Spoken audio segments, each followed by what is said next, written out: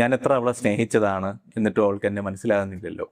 അവൻ എന്നെ മനസ്സിലാകുന്നില്ലല്ലോ. എൻ്റെ വിഷമങ്ങൾ, എൻ്റെ സ്വപ്നങ്ങൾ, എൻ്റെ പ്രതീക്ഷകൾ, എൻ്റെ സ്നേഹത്തെ മനസ്സിലാക്കാൻ പറ്റുന്നില്ലല്ലോ മറ്റൊരാൾക്ക് എന്ന് നമ്മളെപ്പോഴും പരാതി പറയുന്നൊരു കാര്യമാണ്. അങ്ങനെ പരാതി പറയുന്ന മനുഷ്യരോട് ഞാൻ ചിലപ്പോഴെങ്കിലും ചോദിക്കാൻ ആഗ്രഹിക്കുന്നൊരു ചോദ്യം, നമുക്ക് നമ്മളെ തന്നെ ശരിക്കും മനസ്സിലാകുന്നുണ്ടോ? പുറത്തുള്ള ഒരാളെ അല്ല, ഇത്രയും കാലം ഒപ്പം നമ്മൾ ചുമക്കുന്ന നമ്മളെ തന്നെ, നമ്മുടെ ഇന്നർ സെൽഫിനെ നമുക്ക് മനസ്സിലാക്കാൻ പറ്റുന്നുണ്ടോ?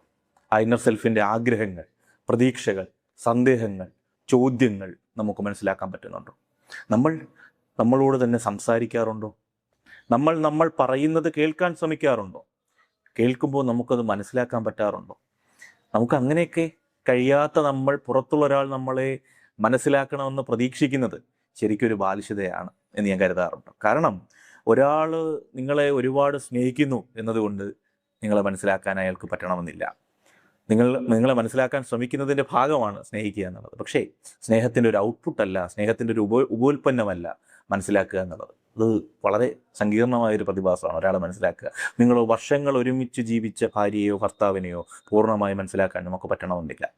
ഒരമ്മയെ നിങ്ങൾക്ക് ഗർഭം ധരിച്ച് നിങ്ങളെ പ്രസവിച്ച അമ്മയെ നിങ്ങൾക്ക് എത്ര വർഷം കഴിഞ്ഞാലും മനസ്സിലാക്കാൻ പറ്റണമെന്നില്ല. നിങ്ങളൊപ്പം ഒരേ രക്തത്തിൽ നിന്ന്, ഒരേ മാംസത്തിൽ നിന്ന്, ഒരേ സ്വപ്നത്തിൽ നിന്ന് പിറന്ന നിങ്ങളുടെ സഹോദരങ്ങളെ നിങ്ങൾക്ക് എത്ര വർഷം കഴിഞ്ഞാലും മനസ്സിലാക്കാൻ പറ്റണമെന്നില്ല.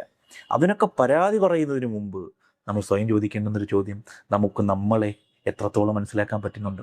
എത്രത്തോളം അറിയാൻ പറ്റുന്നുണ്ട്? നമുക്ക് നമ്മളെ എത്രത്തോളം തിരിച്ചറിയാൻ പറ്റുന്നുണ്ട് എന്നുള്ളതാണ്.